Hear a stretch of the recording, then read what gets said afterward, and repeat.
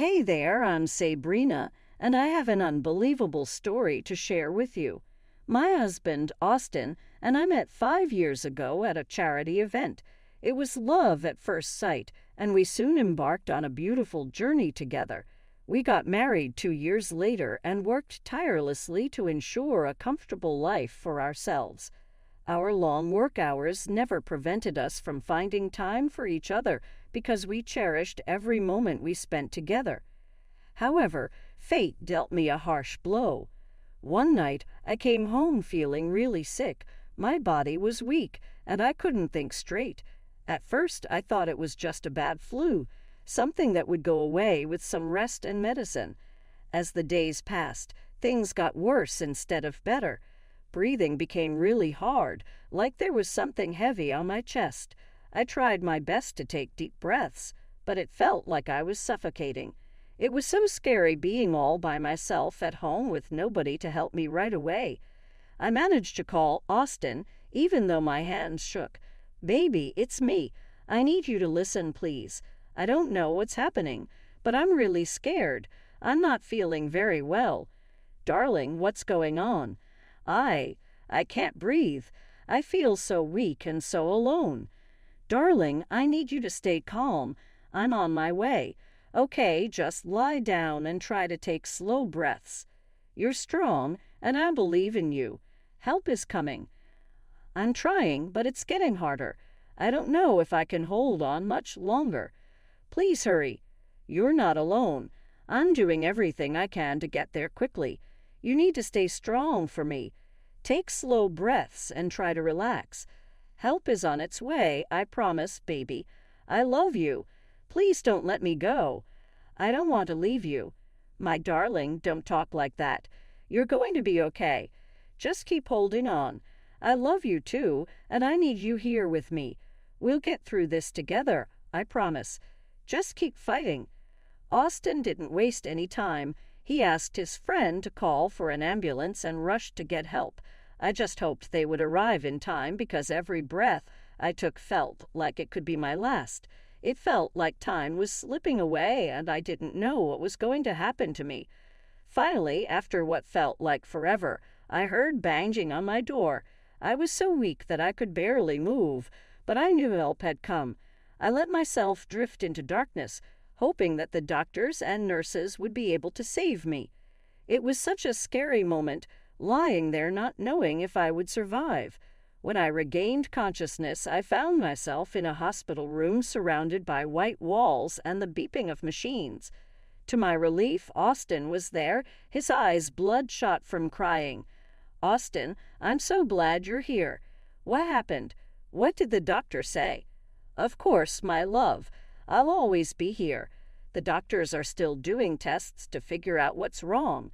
They gave you medicine to help with the fever for now, but they need more time to find out the exact problem. I feel so scared. I don't know how much longer I can handle this."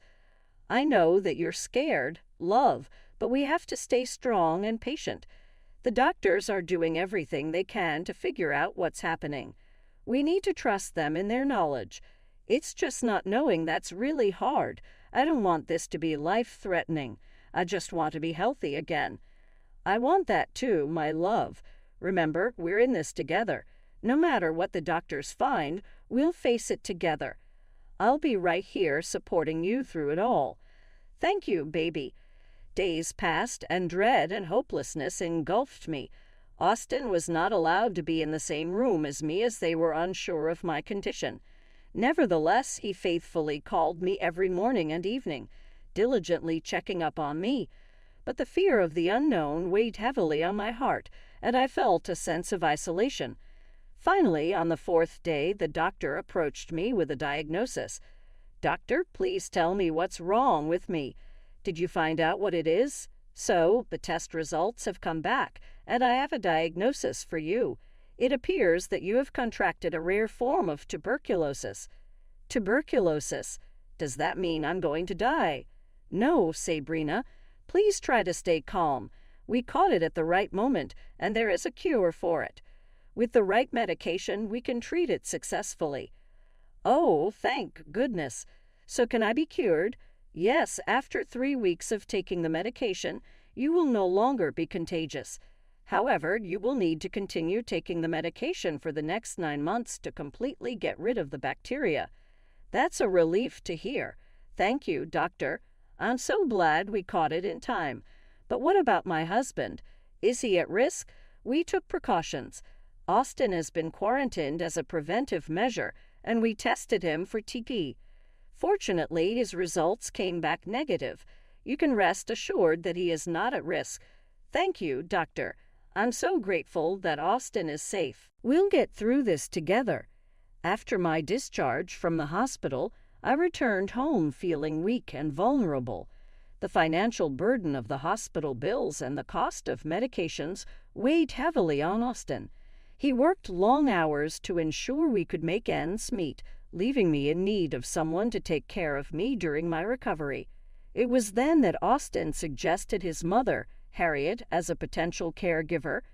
Baby, I get why you want your mom to help, but I'm not sure it's a good idea. We've always had problems, and I'm worried it could make things worse for both of us.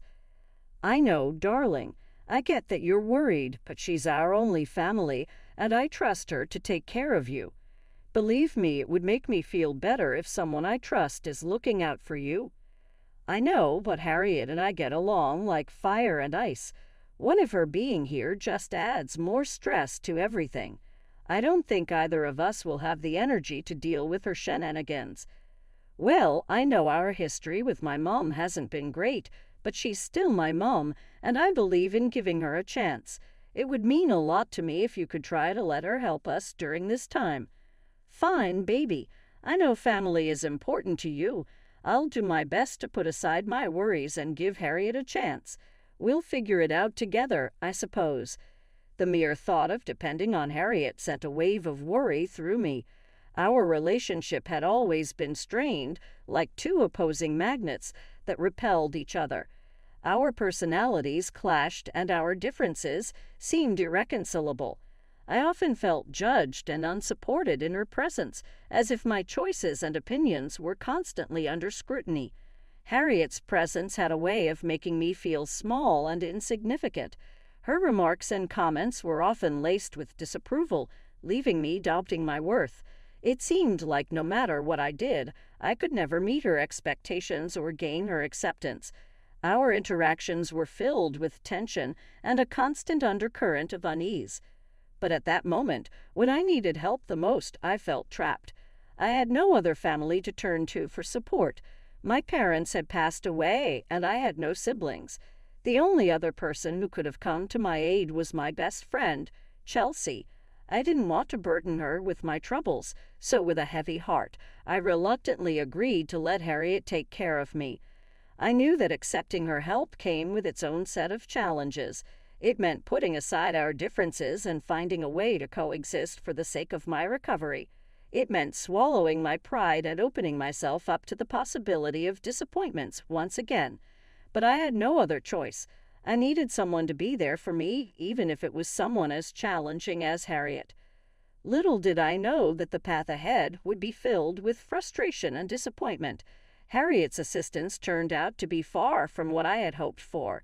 Instead of providing the care and support I desperately needed, she seemed disinterested and negligent.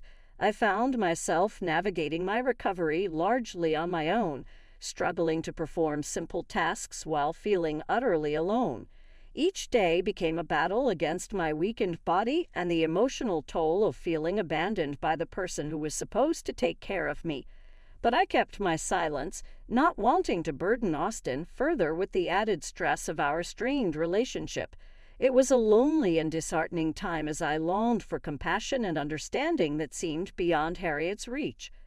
One day I needed help getting to the bathroom.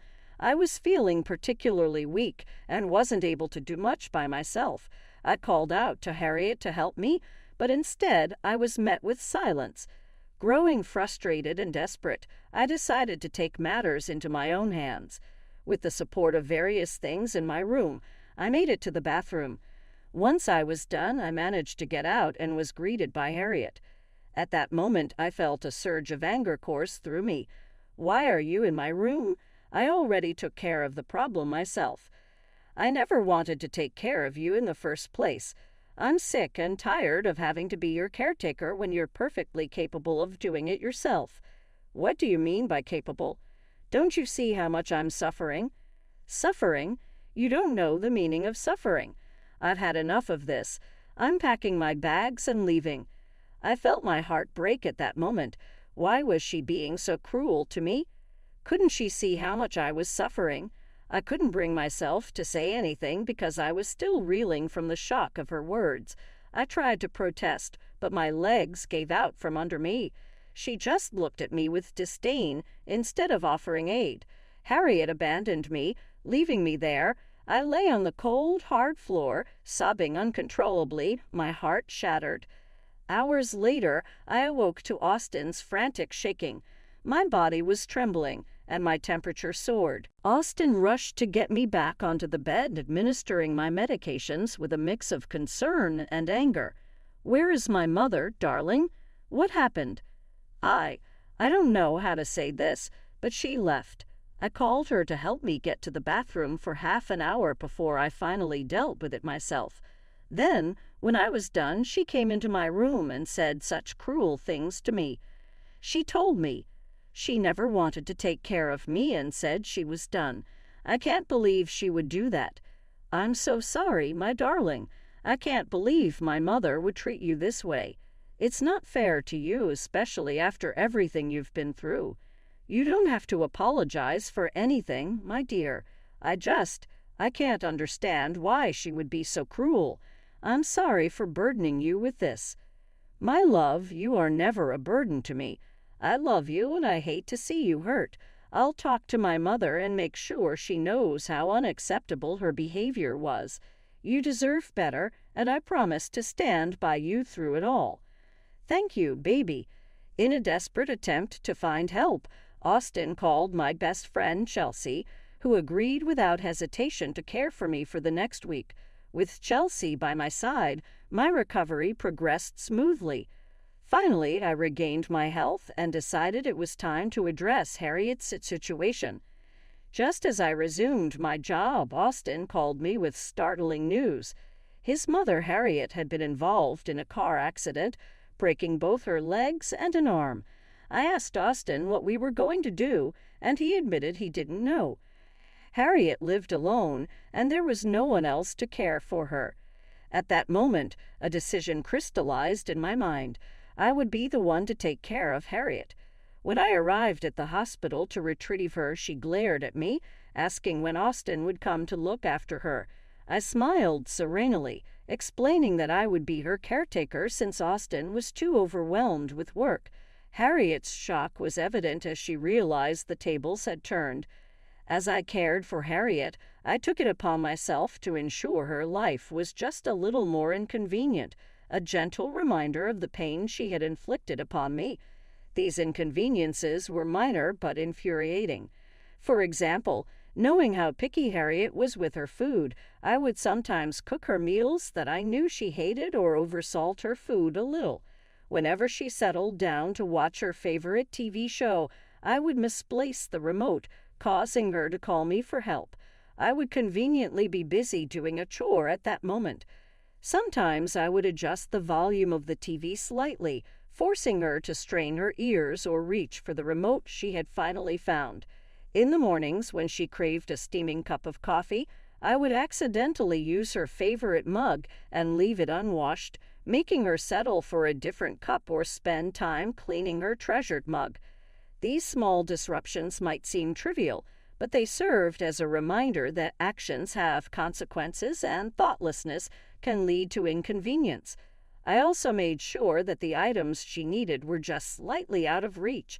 If she desired a book from the shelf, I would place it a little higher, prompting her to stretch or ask for assistance. It was a subtle way of reminding her that dependence on others requires humility and gratitude.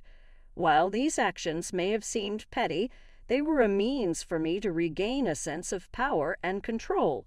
They allowed me to assert myself and highlight the importance of compassion and understanding in our interactions.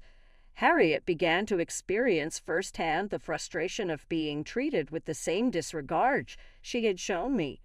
She had subjected me to those inconveniences during my illness, and perhaps she began to understand the consequences of her behavior. Through these subtle inconveniences, I hoped to create an environment where Harriet could reflect on her actions and recognize the value of empathy. I wanted her to realize that it is our responsibility to treat others with kindness, especially when they are vulnerable or in need. As the weeks turned into months, Harriet's physical injuries began to heal, but something unexpected happened. Instead of showing any growth or empathy, she began to display entitlement and dissatisfaction with the care I provided. She called Austin, complaining that I wasn't taking good care of her. Concerned by his mother's complaints, Austin came over that night to ask her what was going on. "Mom, I heard you've been complaining about Sabrina not taking good care of you. What's going on?" "Austin, let me tell you, she's been doing a terrible job. I can't believe I have to rely on her. She's been neglectful." "Well, I understand you're frustrated, but let's not forget how you treated Sabrina when she needed you.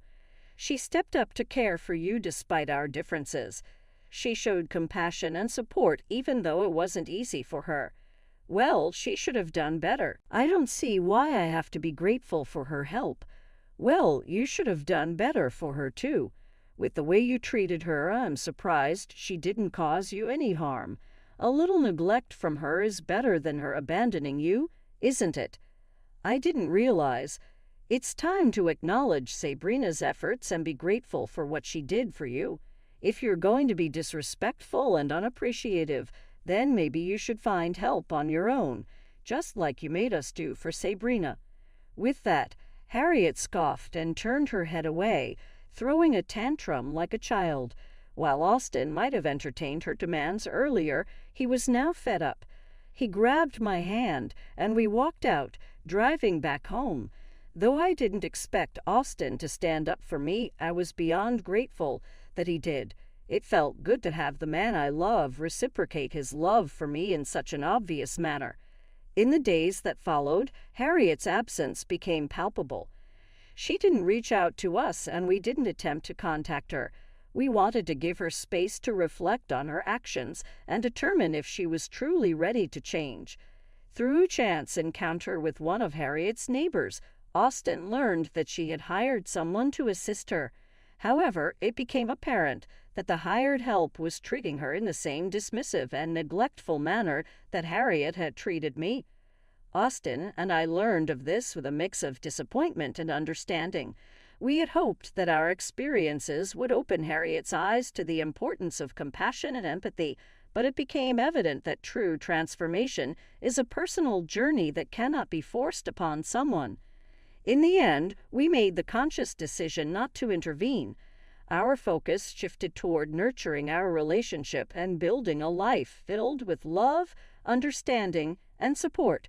We chose to create a space where forgiveness and growth could thrive rather than dwell on the past or engage in further confrontations. As the days turned into months, Harriet became a distant memory. The wounds she had inflicted upon us slowly faded, replaced by the joy and fulfillment we found in our renewed bond. Life presented us with new opportunities, and we embraced them wholeheartedly.